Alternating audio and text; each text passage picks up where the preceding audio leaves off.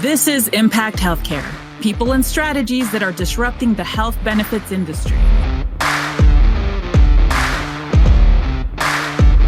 And now, here's your host, healthcare benefits industry expert and the originator of the transparent health benefits movement, Lester Morales.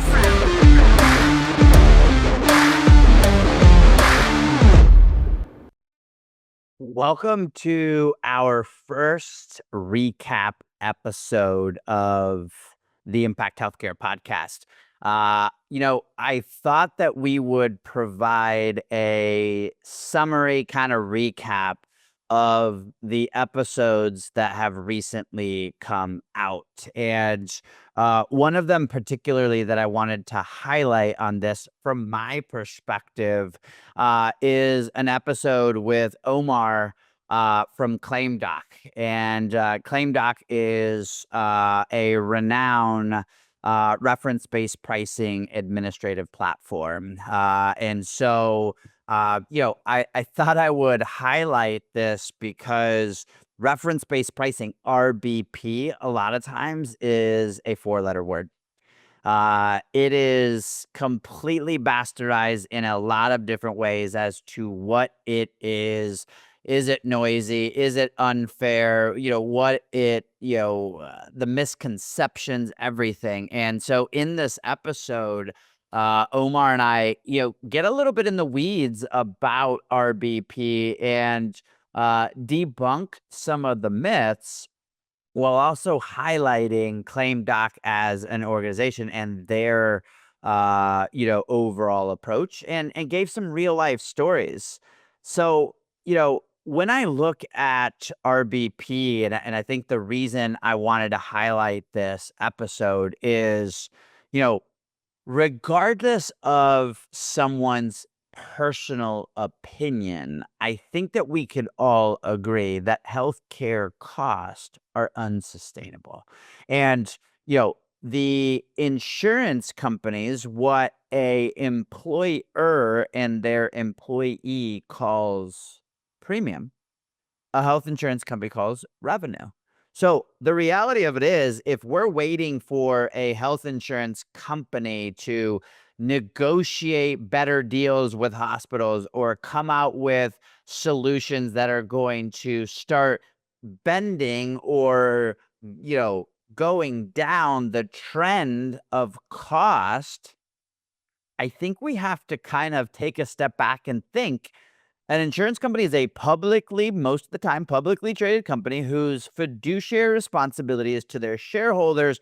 And I got to ask, if I am a shareholder of said insurance company, do I want costs to go up or do I want costs to go down? Now, maybe you don't attribute it to that way, but let me ask you a question. If the way I make my revenue is through insurance premiums, do I want costs to go up or do I want costs to go down if my job is to maximize my revenue? So if you're a shareholder of a major insurance company, you want their stock price to go up. That stock price moves based on their financial performance. Part of financial performance is revenues and expenses, EBITDA. And the reality of it is, more premium dollars come in is good for top line revenue. So it makes sense that the reality of it is a health insurance carrier doesn't necessarily have a vested interest to lower costs. So when we think about it like that, the game and the relationship between a hospital and an insurance company is unfortunately one that doesn't necessarily bode in the scenario of lower costs. It's not because even the healthcare provider, the hospital system, is collecting what it is they're billing. It's just the reality of it is they got to bill so much because they don't collect it.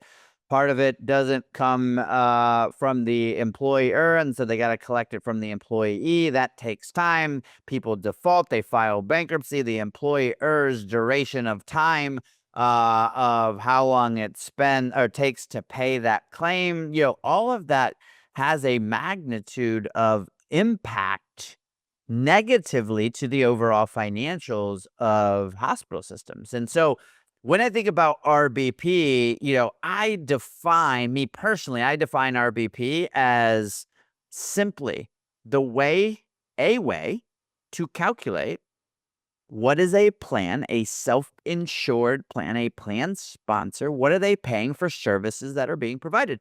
Today, employers who are self-funded utilize a carrier's network in order to understand what the knee surgery cost, what the MRI cost, and they're using a discount off of a billed charge. So they start with the billed charge, they apply a discount, so they're going from top down. But we're trying to figure out what is the cost of that MRI. In reference-based pricing, they use a reference point, typically Medicare, and pay a percentage above. So it's a bottom up approach. But we're coming fundamentally to the same exact thing, which is we're just trying to figure out how much a plan's going to reimburse for a service that was provided. So when we think about that, it's fundamentally the same thing. Now it's just what's the methodology of paying.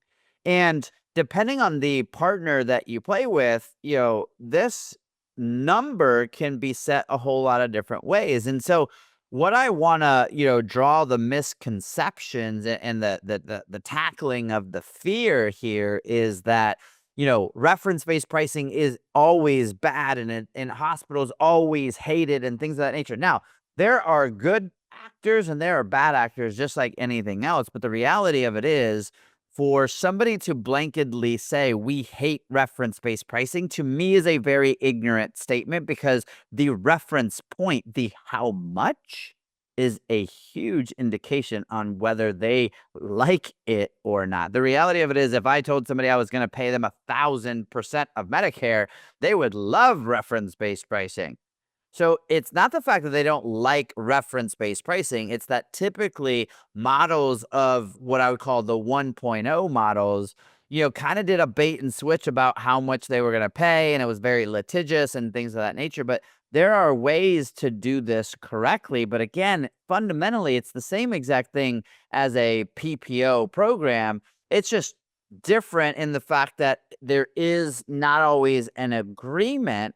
But when you look at the methodology that is being paid, typically what you're trying to end up with is somewhere between 30 and 50, 30 and 60% above Medicare. So if Medicare is at least breaking even with the cost, the theoretical conversation here is, could a 30 to 50% margin end up being a good margin for that hospital? Now, I'm a capitalist at heart, a conscious capitalist. I want everybody to do good and be good, but people need to make money, and I think people need to be rewarded for innovation in the things that they do. But the reality of it is, we can't have the health insurance company CEOs making 25, 30, 50 million dollars, where the average employee working at, XYZ company filing bankruptcy. That's not fair. The current model doesn't have a vested interest in order to save it. And so innovative strategies like what Omar and I talked about, utilizing reference-based pricing, is a huge deal. Now, the other thing that I find fascinating about ClaimsDoc's approach is their audit and fiduciary responsibility feature, their audit feature. So as a claim comes in, they are scrubbing that claim. I cannot tell you the percentage of number of bills that come in that are incorrect, whether it is just a pure human error, whether it is a double bill, whether it's billing something that didn't even happen. I mean, I think as consumers, a lot of you have probably experienced that yourself in your own bills. So who is scrubbing that bill for you? I go back to, in your current model today, if you're an employer that's listening or a insurance advisor, in the current model today, who scrubs the bills? Does your insurance carrier scrub that bill? Now, let's take it a step back. Do they even have a vested interest if at the end of the day, more claims is going to eventually equal into more premium? Is there a desire to even lower that overall healthcare cost? So who is auditing? So ClaimDoc, one of their greatest features is they audit claims as they're coming in to make sure that it's a clean claim. That clean claim is automatically lowering costs for the employer, but it's also lowering costs for the member, the employee, and their family as well. Well, let's just be honest. Do we go to the grocery store, get that long bill, and then not even look to see that, hey, that chicken salad I bought was on sale for $9.99. It says on my invoice or my checkout here that it was $11. Are you gonna say something? Of course you're gonna say something. If you go buy a new car and they charged you extra for something, or they tried to put 5 tires in on your invoice versus 4, are you gonna say something? Of course. But in health insurance, there's never really been a way to audit the health care that's running through that health insurance. So the opportunity to have an audit feature as a part of this is huge. And, when I just think of the opportunity of innovation, I'm going to leave everybody with this notion. One, I think this is a great episode for you to learn about reference-based pricing. Second, I'm just going to say the definition of insanity, right? Most employers who are going to listen to this, most advisors that are going to listen to this have continuously for decades and decades and decades done the same old thing and got the same old results. Now, reference-based pricing is new. Employees are going to have to learn how to get used to it. Employers are going to have to get used to it. Done the right way, hospital systems actually will enjoy this. And quite honestly, hospital systems, they do this themselves for their own plan. So if you work for a hospital and you have their employee benefits, they're going to say, hey, we offer a great benefit when you come into our doors, but when you go over there, we're going to limit the payment of the plan, usual and customary or some other way a lot of times. And so that's a form of limiting how much the plan is going to pay, which is exactly what reference-based pricing is. And so I encourage everybody to listen to this full episode with an open mind. But I'm also just going to encourage everybody that the reality of things that we need to think about as an industry starts with this definition of insanity and asking ourselves, who has a vested interest to actually help us improve this? And if all of your partners, if your advisor's getting paid the more premium you pay, and your carrier's paid more the premium pay, and your PBM gets paid the more scripts you do, and everybody in that food chain makes more money, then you got to start asking yourself, am I designed in such a way that I can do this? Now, reference-based pricing might not be for you today, but without educating yourself around it and without understanding who the right partners are, you're missing an opportunity to at least explore. And with that exploration, you will come up with new things that you've never heard and learnings that you could take into. And if your advisor is just completely poo-pooing on it without showing you the financial results, you have to ask yourself, are you working with the right person? Because if their job is to represent you as an employer and they're not actually showing you innovative ideas, again, you have to ask yourself, because at the end of the day, you can't pay less for healthcare until you start paying less for healthcare. So that's my wrap-up episode of the Impact Healthcare podcast episode with Omar from ClaimDoc. We'll put the link to the full episode here in the show notes. If you are not following ClaimDoc, please do. They have their own podcast.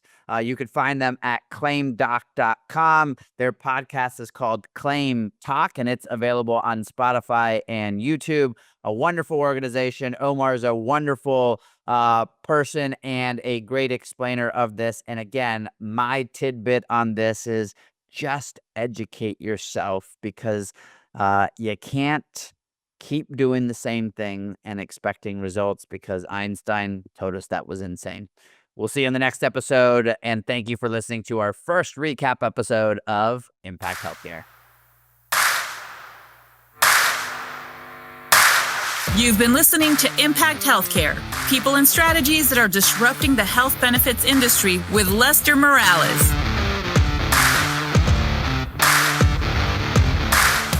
Remember, the journey to getting 20% savings on your healthcare benefits starts with total transparency.